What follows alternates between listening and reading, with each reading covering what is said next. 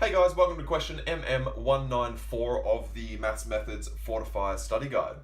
We've got this function f of x equals negative root 2x take 2, and we're tasked to find f dash of x. So guys, this is a 1 mark question, so we can do this pretty quickly. This should take you no more than a minute and a half when you're in the actual exam.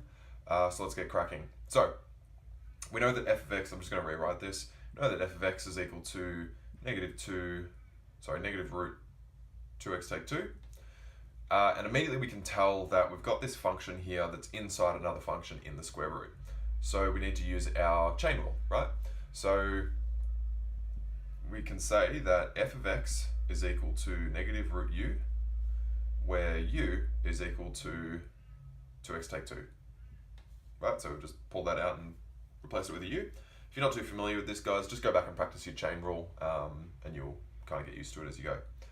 So from here, we know that f dash of x is equal to the derivative of negative root u, which is negative 1 over 2 root u. And actually, just quickly, so negative root u is the same as negative u to the power of a half. So we times that half out the front and then minus 1 off the power, which gives this a negative half, which puts it to the bottom under a square root. Then we multiply it by the derivative of this, so times 2. So derivative of 2x take 2 is just 2, which means we actually get f dash of x. These 2's can cancel.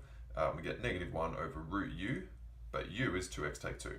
So root u, which is root 2x take 2. Awesome, that's your first mark and your only mark. So that's part A, guys. If you have any questions about any of this here, just hit me up in the comments, and I will go through anything that you need to know. Part B is a little bit more tricky. So this is a 2-mark question. And we are asked to find the angle theta from the positive direction of the x-axis to the tangent to the graph of f at x equals 5/2 measured in the clockwise direction. All right, this is a bit of a confusing question. So what I'm going to do, and what I think you guys should do as well, is draw a graph, because it's a little hard to tell what this is actually asking for. So to start with, our function is f of x equals negative root 2x take 2, which means that our endpoint lies at 1, 0. So we have this endpoint here. Normally a square root graph would go up like this, but because this is a negative square root, it actually comes down like this. So we're going to go down like this. Awesome. This is 1, 0, and the way that I know that is because this tells us what our endpoint is. We have normally we would have a plus c on the end, but there's nothing there, which means we're going to have no vertical translation. And our endpoint, it's kind of like, what does x have to be in order for this to be 0 under here? And so if x was 1, we would get 2 minus 2, which is 0. So that tells us that our endpoint is at x equals 1. Now, we have a tangent to the graph of f at x equals 5/2. So 5/2 is 2.5, so it's probably somewhere here, which means that we have a tangent that goes like this, and we're looking for the angle theta from the positive direction of the x-axis to the tangent at that point. I'm just going to make this a bit longer so we can kind of work it out. So this is what we're looking for, right? So the angle theta between the x-axis and the tangent, so that bit there. Awesome, and measured in the clockwise direction, which is that way. So that's how you kind of know that that's where you need to go. So from here, we need to use the gradient at this point to create a triangle and figure this out, okay? So basically what we've got is, if you can kind of imagine like this as a triangle, like this, that's a triangle in itself. And this angle here is theta, like, because that is the same as that angle there. Doesn't matter how far along the triangle you go, it's still going to be the same angle.